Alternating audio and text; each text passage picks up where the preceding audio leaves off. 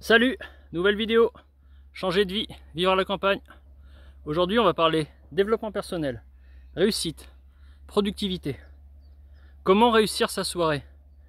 Comment continuer à avancer sur son projet le soir après le travail, malgré la fatigue? Comment être efficace malgré tout? C'est ce dont on va parler aujourd'hui. Venez, je vous emmène avec moi, c'est parti. Quand on a un grand projet, qu'on veut transformer son quotidien, changer de vie, changer sa vie, avoir de la réussite professionnelle, une autonomie financière, peu importe la nature de votre projet, du moment qu'il est radical, bouleversant, révolutionnaire. Vous avez deux variables incontournables. La première variable, c'est l'énergie. Il faut de l'énergie pour réussir. Et la seconde variable, c'est le temps. Il faut beaucoup de temps pour réussir. Et le temps, c'est ce dont on va parler aujourd'hui pour la façon dont on l'utilise après sa journée de travail.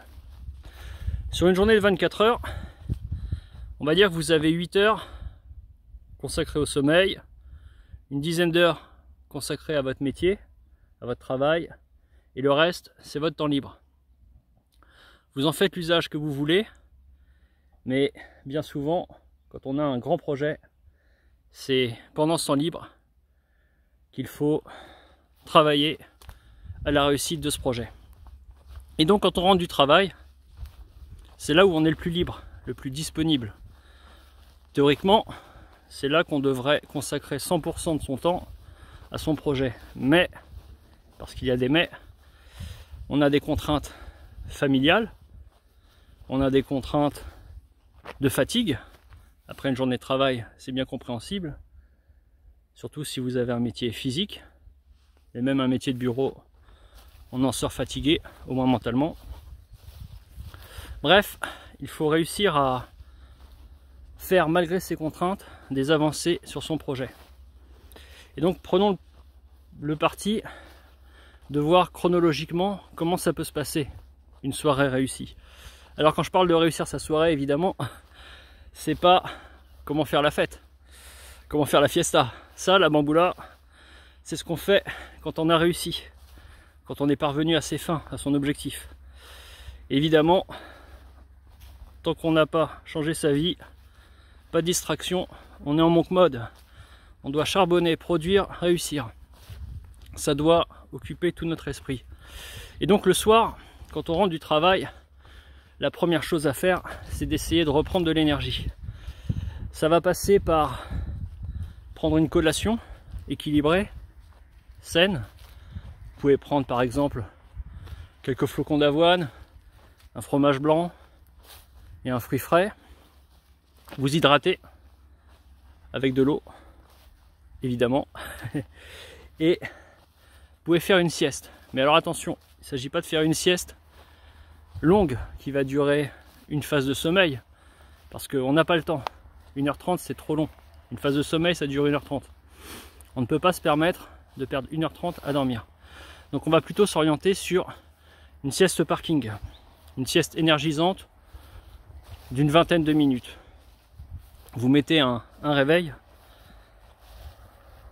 pour chronométrer votre sieste et ça vous permet ensuite de vous réveiller à temps et de produire ce qui va vous faire avancer sur votre projet. Alors ça c'est dans la théorie, parce qu'en pratique vous allez avoir toutes les contraintes familiales, éventuellement administratives, à gérer. Donc bien souvent moi ce que je fais, c'est que ce qui concerne mes grands projets, je le fais quand tout le monde est couché, après le dîner. Comme ça, je suis certain de ne pas être dérangé et d'être focus au maximum sur mon projet. Donc, on va dire, vous rentrez, vous prenez une collation, vous faites une micro-sieste, vous vous occupez de votre famille, de l'administratif, le plus urgent, celui qui ne peut pas attendre le week-end. Vous dînez, et après le dîner, c'est là que vous mettez à votre projet. Alors, en développement personnel, vous allez entendre souvent parler de ce qu'on appelle la night routine, la routine de nuit, le night ritual, le rituel nocturne. Ça consiste à un ensemble de mesures qu'on fait avant de se coucher pour être en forme le lendemain. Alors c'est très bien, hein, ça peut passer par de la méditation, de la respiration, de la lecture, éteindre les écrans, etc. Mais là, il ne s'agit pas de bien-être. Dans mon exemple, il s'agit d'avancer sur son projet. Et donc le soir, la première chose à faire quand vous vous mettez à travailler sur votre projet, c'est d'établir la liste de ce que vous ferez le lendemain. Alors l'écrire sur le papier, ça a plusieurs vertus. La première, c'est que vous n'avez pas besoin de garder ça en tête et vous n'oublierez rien. La deuxième vertu, c'est qu'écrire, c'est bon pour l'entretien du cerveau. Les écrans épianotés sur leur surface, c'est pas génial pour notre longévité cérébrale. Alors que qu'écrire, ça maintient des processus cérébraux en bon état de fonctionnement. D'autre part, quand vous allez réussir les sous-tâches qui composent votre projet, vous allez les barrer. Et les barrer, psychologiquement, ça a un effet positif. Ça va doper votre motivation.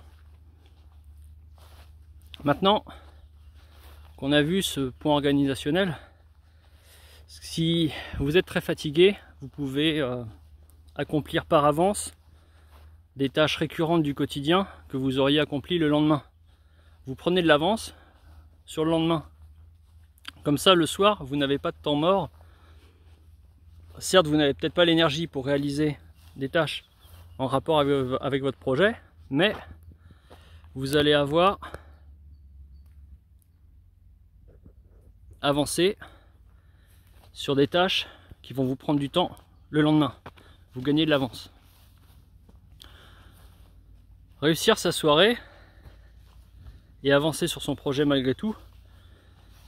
Vous avez donc ce point organisationnel, lister les tâches, prendre de l'avance sur des tâches simples du quotidien, ce qui vous dégage du temps donc le lendemain pour vous consacrer à votre projet. Et ce qu'il faut voir, c'est que vous avez aussi un rythme biologique et un rythme de la nature. Le soir, en hiver, il fait nuit très tôt. En été, il fait nuit beaucoup plus tard. Donc vous allez avoir beaucoup plus d'énergie l'été et le printemps pour performer qu'en automne ou à l'hiver. Et donc, quand vous avez des projets qui nécessitent de réaliser plusieurs grandes étapes,